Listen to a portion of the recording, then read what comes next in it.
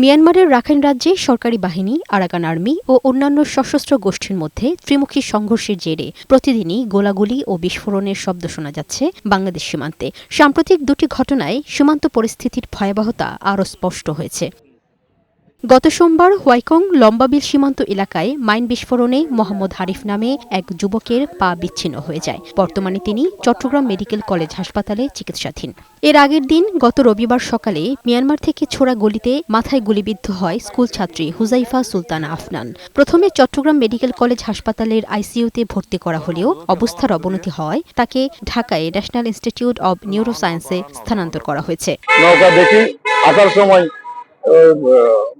মাইন্ডটা ফুডা এর পাটা চলে গেছে।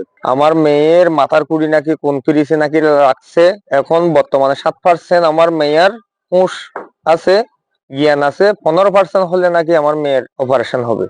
এদিকে এসব ঘটনার প্রতিবাদ ও নিরাপত্তার দাবিতে বৃহস্পতিবার দুপুরে হোয়াইকং ইউনিয়নে মানববন্ধন করেছেন স্থানীয়রা।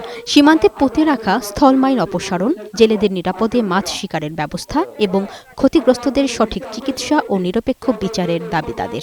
আমাদের ইউনু মহোদয় উনি বলেছেন যে দ্রুত বিভিন্ন প্রশাসনের সাথে এবং সরকারের ঊর্ধ্বতন কর্মকর্তার সাথে আলাপ করে এই যে ল্যান্ডমাইন আছে কিনা এগুলা তাদের বিভিন্ন প্রযুক্তির মাধ্যমে শনাক্ত করবে। সীমান্ত পরিস্থিতি নিয়ন্ত্রণে রাখতে আইনশৃঙ্খলা বাহিনী ও বিজিবির টহল জোরদার করা হয়েছে বলে জানিয়েছে সংশ্লিষ্টরা।